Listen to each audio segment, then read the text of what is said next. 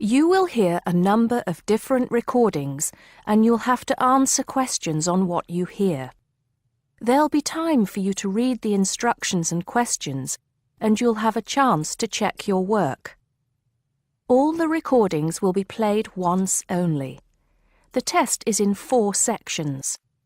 At the end of the test, you'll be given 10 minutes to transfer your answers to an answer sheet. Now turn to Section 1. Section 1. You'll hear a head teacher and a teacher discussing a school camping trip. First, you have some time to look at questions 1 to 5.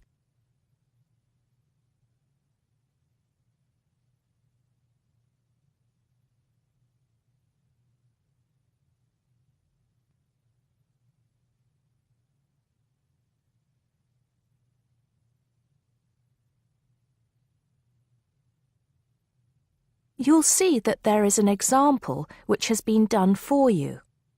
On this occasion only, the conversation relating to this will be played first. Good morning, Mr. Thompson. Can I speak to you for a moment? Of course, Jamie. Come in. Have a seat. I've just finished looking through the reports for this term. It looks like the pupils are doing very well.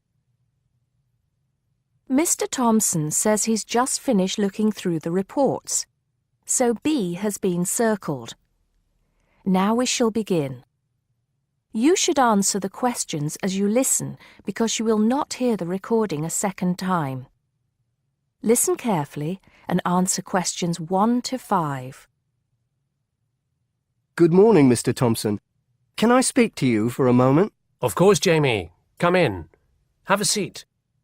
I've just finished looking through the reports for this term. It looks like the pupils are doing very well. Yes, I think they are. It's all going fine. So, Jamie, what's on your mind? Well, I've been thinking about next month's camping trip, the one for Year 10. Yes, we've got it scheduled for the 23rd to the 26th, if I'm not mistaken. Actually, I think it's the 24th to the 27th. Let's just check.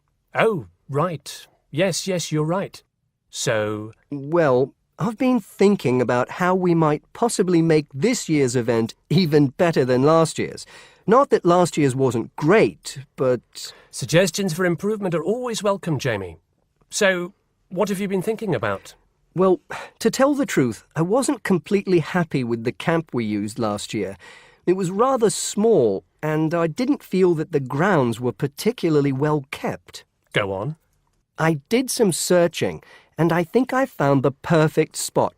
It's called Shepton Meadows, and... Is that the campsite in the Lake District? No, actually it's just outside Carlisle. It's a huge site, and it's on a lovely lake, Lake Brant, I believe it's called. Half the site is forested, and the rest, the actual camping area, is grassy. For kids that rarely get to see anything more than concrete, it's ideal. And the facilities are amazing. There's a basketball court, a large pool, and a football pitch. There are well-marked trails through the forest for hiking, and the lake is there for swimming and other water sports. I believe there's even a lifeguard service. That sounds like it might suit our purposes perfectly. Did you happen to find out about availability and cost? Yes, as a matter of fact, I did. I called them yesterday evening, and there are plenty of spots available. And because we're a non-profit organisation, they said they would give me a reduction in the price. If I remember correctly, we paid £5 a head last year. Yes, per night, right? Yes, each child paid £10 for the 2 nights. Well, at this campsite, it's only £4 per night. And they told me that if we had over 50 children, which we do, they could give us a further 10% off. That's very reasonable, isn't it? Well, from what you've told me, I think we should probably go ahead and book. Excellent. I'm sure the children will love it. I'm sure they will. Before you hear the rest of the conversation, you have some time to look at questions 6 to 10.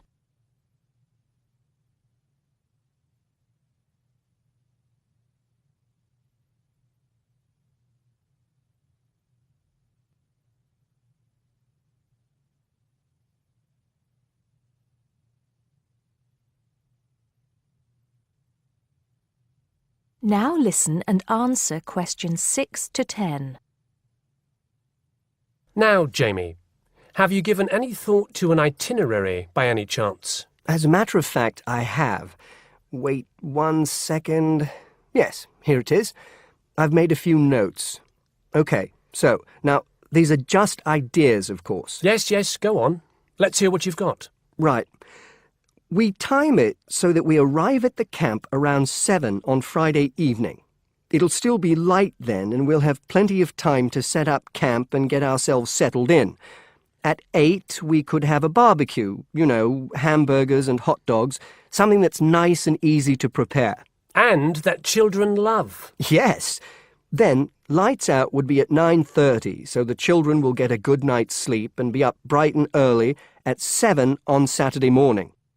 Breakfast would be at 7:30, an hour's hiking from 8 till 9, and then a couple of hours at the lake. That would take us up to 11. I think that an hour of free time would then be in order. Let them have a chance to explore a bit on their own, Yes, great idea. And then? Let's see, a picnic lunch at 12, and then sports in the afternoon till 4. Another swim until 5, and then supper. After clean-up, around 6:30, we could have a talk-back session, where the children get a chance to discuss their day and anything else they might have on their minds. Then a campfire and sing-along at 8, back to the tents at 9:30, and, well, that takes care of Saturday. Excellent. That would certainly keep them busy. What about Sunday? Sunday, right. As on Saturday, same wake-up and breakfast times, and then I thought we could go on a bit of a day trip. There are some caves about an hour's walk from the camp, which I thought the children might find interesting. We could leave at 8, which would mean we'd get to the caves at 9. They could explore for a couple of hours, and we'd head back at 11. 12 o'clock would see us back at the meadows. An hour's swim, and then lunch at 1. Then we could have organised games in the afternoon until supper at 5. It would take us an hour to clean up our sites and pack up. We'd be on the buses at 6 and all set to head back into the city. Well now, you've certainly put a lot of thought into this, Jamie, and it's paid off. I think it sounds wonderful. I can't think of a thing that needs to be changed. Let's go for it. Brilliant. I'll get the itinerary printed up and put it up on the notice board this afternoon. That is the end of section 1. You now have half a minute to check your answers.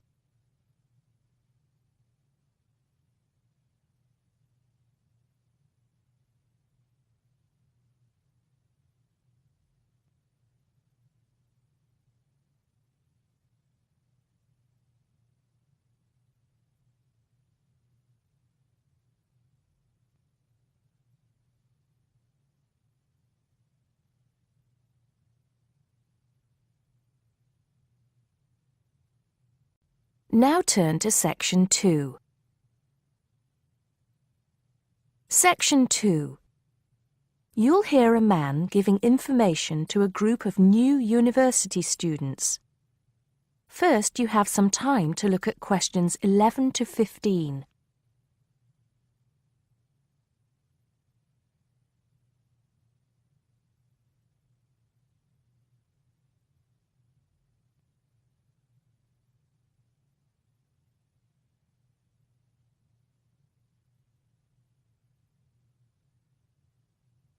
Now listen carefully and answer questions 11 to 15. Good morning, University of Radstock students, and thank you for coming out today. As some of you may already know, my name is Scott Barnes, and I am the director of the Student Services Office here at the university. I'm here today to give you some information about what Student Services has to offer you. To begin with, let me just say that I feel that our office will play an important role in the way that all of you will experience your time here at Radstock as students. Primarily, our center is geared towards providing answers to any questions you may have. Because all of our reception staff are currently enrolled as students at Radstock, we feel that we're in an excellent position to deal with any issues you may face during your time here at the university. As I said earlier, the Student Services Office is mainly a place where you can have your queries answered. However, the office is more than that. For example, if you come and visit us, you can pick up your student discount cards. Now, with these cards, which come at no additional cost to you, you can take advantage of reductions of up to 40% on all forms of public transport in the city. In addition, the cards are honored at many shops and restaurants in the area, giving you the chance to save up to 35% off food, beverages, and other purchases. Our office is also the place you should visit if you would like to get involved in any of the 30 different clubs and societies available at Radstock. Come in any time between 10 and 3 on weekdays and sign up to become a member of the university choir or orchestra, the drama or debating club, the university trivia team. The list goes on and on. For new students, I cannot stress enough how vital it is to participate in the non-academic side of university life. Yes, we are here to work hard and do our best at our studies, but student life is also about having fun and meeting like-minded people. So, bearing that in mind, make sure that you get involved and enjoy yourselves. Before you hear the rest of the talk, you have some time to look at questions 16 to 20.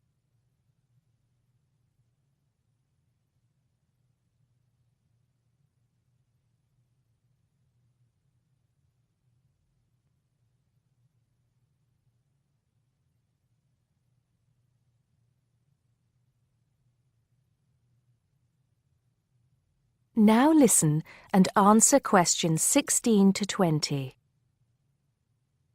Moving along, I'd now like to talk to you about another very important service that our office provides, and that is counseling.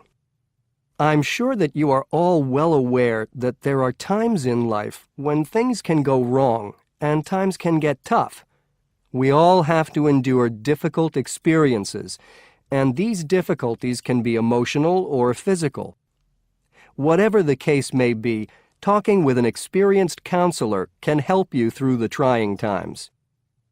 The counseling service here at Radstock is staffed by counselors who are qualified to help you deal with problems ranging from homesickness and loneliness to eating difficulties and life changes. To see a counselor, we recommend that you first visit our drop-in center. We run drop-in sessions on a daily basis from 9:30 a.m. to 2:30 p.m. And to reserve one of these sessions, you can telephone the counseling service on 121-5648-3907 on the day you wish to visit. Or, if you prefer, you can come into the Student Services Office anytime after 8:30 a.m. and complete a booking form. If it should happen that you need to cancel your appointment for the drop-in session, we would request that you contact the counseling service as soon as possible to let them know. Drop-in sessions can be as short as 20 minutes, but it's more usual for them to take about 45 minutes. During that time, you will be asked some questions to clarify your situation, and a decision will be made as to what further action, if any, should be taken. After your session, several things may happen. Firstly, you may be referred to one of the university's counselors for further counseling, which normally consists of another 8 sessions. Secondly, you may be asked to visit another source of help within the university. Or finally, you may be referred to an external organization. Whatever course of action might be taken, you may rest assured that what goes on in these sessions is treated in strict confidence. I'd also like to mention that the counseling service runs numerous workshops on the campus every year. The focus of these workshops tends to be on personal development, and past topics have included motivation, self-identity, and impression management. There is no fee charged for these workshops, and if you require more information, feel free to contact us at stuser@acadia.co.uk. That is the end of section 2. You now have half a minute to check your answers.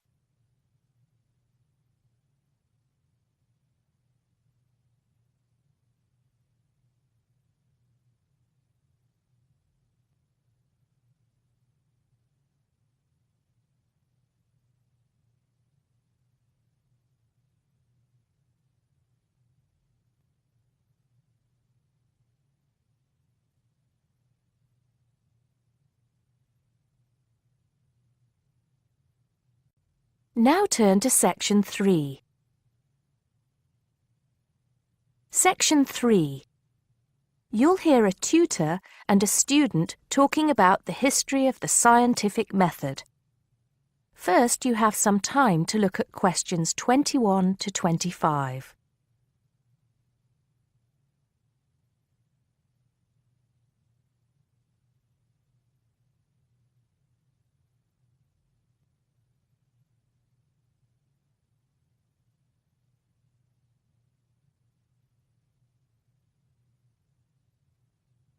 Now listen carefully and answer questions 21 to 25. Hello, Simon. Come in. Take a seat. Now, I wanted to talk to you about your assignment. Yes, the one on the scientific method. That's right. I just wanted to see how you were getting on. Well, I think it's fine. I mean, I haven't done a huge amount of work on it because I've been working on other things. But what I've read so far seems fine. How many of the references that I gave you have you managed to get hold of? Not too many, I'm afraid. It seems that everyone else is working on the same things at the same time. And every time I look, the books are checked out from the library.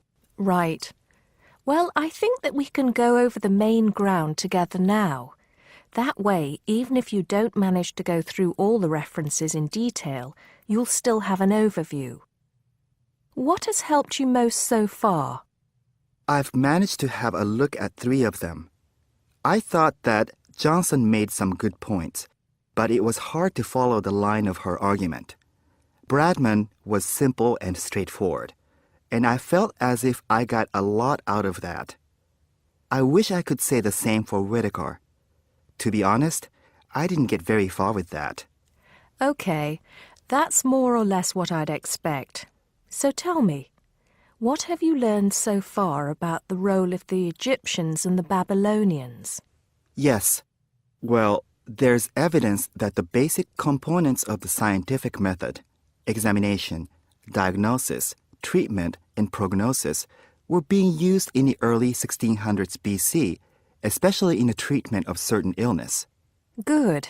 Yes, that's right. And the point, of course, is that that represented a considerable advance over relatively simple, non-empirical approaches, which usually attributed anything unknown to the actions of the gods, etc. Of course, the Egyptians and Babylonians did this as well, but what we see emerging here is a willingness to base opinion on systematic study of the real world, which is at the root of the scientific method. I see. Right, yes. And then that reappears later. Yes, although don't get carried away with the idea that it was a simple process of development. By the time we get to ancient Greece, let's take the period towards the middle of the 5th century BC, the rules governing the scientific method were practiced on a widespread scale, but there were still many people who believed that real truth could only be acquired by pure rational thought. Plato, of course, had a great influence on the development of the scientific method during this period. Through his academy. That's right. But then, as we know, a great deal of understanding of the scientific method disappeared as the old world order collapsed. It wasn't until the Middle Ages, sometime before the 11th century, that several versions of the scientific method emerged from the medieval Muslim world, all of which stressed the importance of experimentation in science. Right. I think I've got the historical timeline. Before you hear the rest of the conversation, you have some time to look at questions 26 to 30.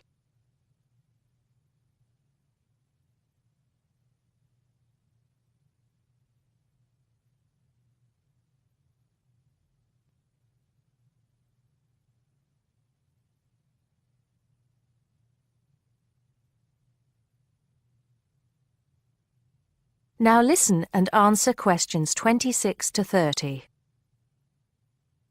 The other thing I'm struggling with slightly is actually pinning down precisely what we mean by the scientific method. I wonder if you could give me some pointers on that. Sure. Well, it's best to think of the scientific method as a series of steps in a process which allows us to find answers to questions about the world around us. So the first step is to identify the problem. What is it that you want to know or explain? And then I think the next step is designing an experiment. But you can't design an experiment unless you know what you want your experiment to tell you. Oh, yes. You need to form a hypothesis to be tested before you design the experiment. So there's a very clear relationship between hypothesis and experiment. Having designed the experiment, then of course you go on to carry out the experiment. The particular procedure you follow, the protocol, will differ from experiment to experiment, but the underlying principle is the same. You analyze the data from the experiment in order to confirm or disprove your hypothesis. Assuming the experiment is accurate. Oh yes, if there's anything unusual about the data, or if the results are at all surprising, then you need to ask yourself whether the experiment could be flawed and whether the data could be unreliable. If the answer is yes, then it may be necessary to modify the experiment and go through the process again. So, once you have reliable, valid results, Then the final step is to communicate them. The wider scientific community needs to know about the results, and publication in journals is the accepted way. okay, I think I've got the basics. It's going to get more complicated as we begin to look at some people who have criticized the scientific method. So you need to make sure that you understand things up to this point. Let me know if you have any further problems with it. That is the end of section 3. You now have half a minute to check your answers.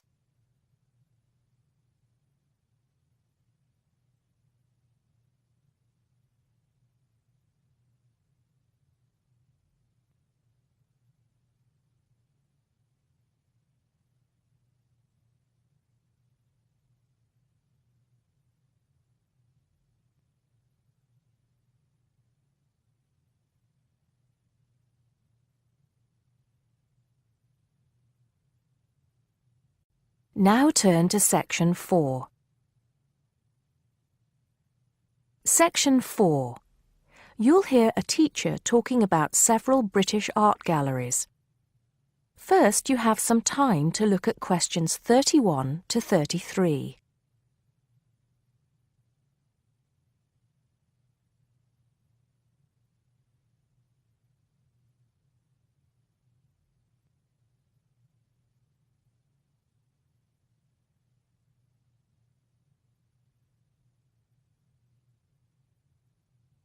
Now listen carefully and answer questions 31 to 33. Good afternoon. Welcome to the first class of V100 Art and History. The objectives of the course, as you will have seen if you've taken a look at the syllabus, include familiarizing yourselves with the vocabulary and language of art, learning about the basic elements of art and design, and finally, discussing historical periods as they pertain to art. The course will also give you the opportunity to visit some of the many galleries and museums that Britain has to offer. So, having said that, I'd like to spend the rest of today's class talking about 4 of the more important galleries that we will be visiting in the coming year.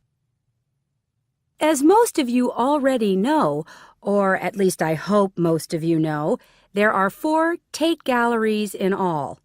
To begin, I'd like to tell you a little bit about the Tate Modern. Tate Modern is located in a very busy part of London called the South Bank. It's close to 2 world-renowned tourist attractions, St. Paul's Cathedral and Shakespeare's Globe Theatre. Now, interestingly enough, Tate Modern is housed in what was a power station, built in several stages between 1947 and 1963. It was closed down in 1981 and reopened as a gallery in the year 2000. Tate Modern consists of 5 levels, with the Tate collection being shown on the 3rd and 5th levels. On level 2, the works of contemporary artists are exhibited, while level 4 is used for holding large temporary exhibitions.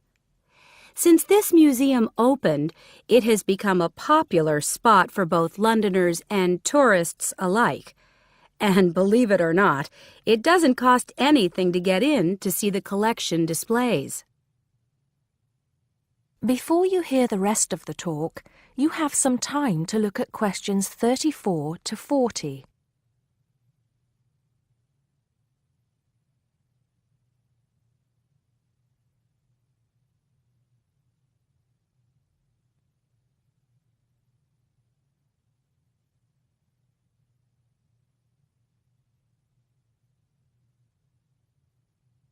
Now listen and answer questions 34 to 40. Now, the second gallery I'd like to talk about is Tate St. Ives, which is in Cornwall. It was built on the site of a gasworks, and it overlooks Porthmeor Beach. Tate St. Ives is housed in a 3-story building that was designed by the architects Evans and Shalliff. It was established in 1993, 7 years before Tate Modern was opened, and the gallery exhibits the works of modern British artists, including members of the St. Ives School, a group of artists living and working in the area from the 30s onwards. In later lectures, we'll be looking at the work of some of the artists who belong to that group and the ways in which they influenced each other. Okay, am I going too fast for any of you? No? Good. Next, I want to talk about Tate Britain, which is a gorgeous gallery situated right in the heart of Westminster. Tate Britain was the first of the 4 Tate galleries to open, and it was established in 1897. It was built on the site of an old prison, and when it first opened its doors, it was called the National Gallery of British Art. Later, it became known as the Tate Gallery, after the man who founded it, Sir Henry Tate. During its lifetime, Tate Britain has been damaged twice, once by floodwaters from the River Thames, and once by bombings during World War II. This gallery has an interesting range of exhibitions of historic and modern art from 1500 up to the present day. Now, the last gallery I'd like to tell you about is called Tate Liverpool. It's not hard to figure out where this gallery is located, is it? It was opened in 1988 to exhibit displays from the Tate collection, and it also has a program of temporary exhibitions. Tate Liverpool is housed in what was once a warehouse, and for some years it was one of the biggest galleries of modern and contemporary art in the UK.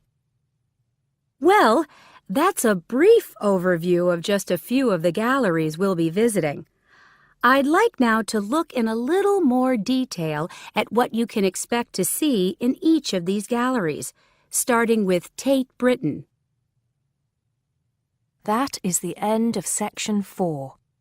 You now have half a minute to check your answers.